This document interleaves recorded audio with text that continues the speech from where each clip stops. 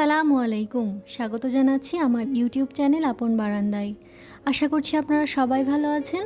আলহামদুলিল্লাহ আমরাও ভালো আছি। কমলা লেবু এক ধরনের সুস্বাদু ফল। এই ফলটির গায়ের রং কমলা হয় বলেই একে কমলা লেবু বলা হয়। গোলাকৃতির এই ফলটি পাকার পরে কমলা রং ধারণ করে। এতে রয়েছে ভিটামিন বি, এ, সি, ক্যালসিয়াম ইত্যাদি। এর প্রতিটি উপাদান মানব শরীরের জন্য উপকারী।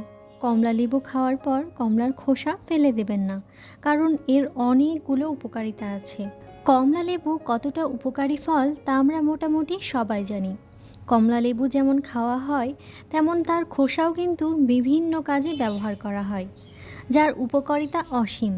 খোসা দিয়ে ফেস প্যাক, চুলের যত্নে খোসার ব্যবহার, কমলার খোসা দিয়ে সিরাম তৈরি, আর খোসা কুচি করে ঘরের কোণে ফেলে রাখলেও পোকামাকড় দূর হয়।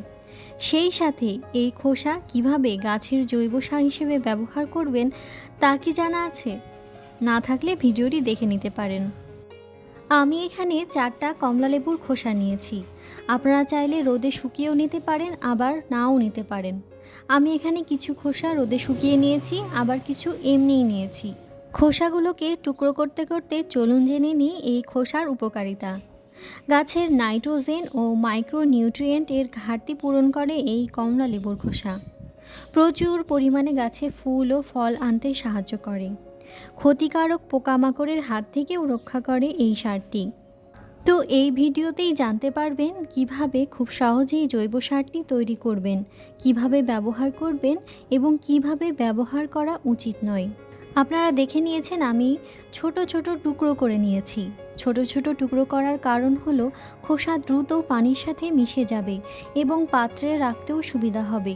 মুখ বন্ধ রাখতে হবে যেন যে কোনো গ্যাস ভেতরে যেতে না পারে এবং বাইরেও বেরিয়ে আসতে না পারে, আর বাইরের ধুলাবালিও বাতাস ভেতরে প্রবেশ করতে না পারে।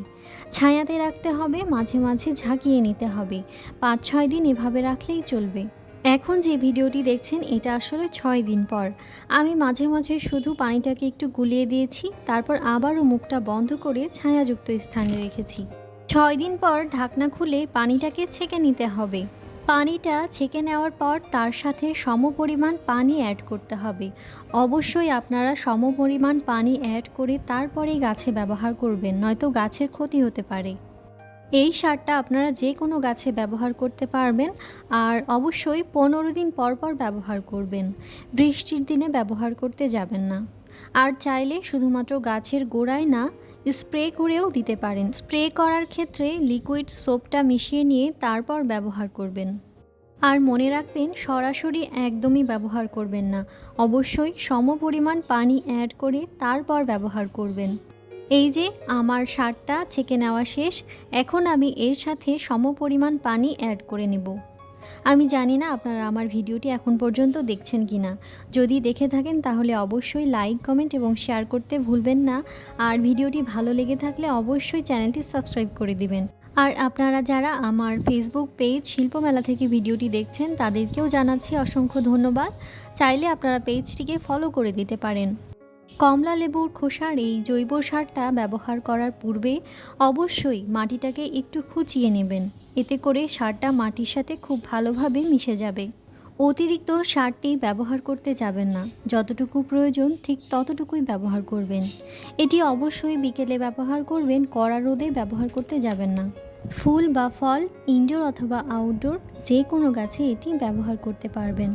আর যারা স্প্রে করতে চান তারা চাইলে বিকেলের দিকে স্প্রে করবেন। মাকড়ের আক্রমণ, ছত্রাকজনিত সমস্যা, ভাইরাসজনিত সমস্যা এবং রোগ পোকার হাত থেকে আমাদেরকে এই সারটি রক্ষা করবে।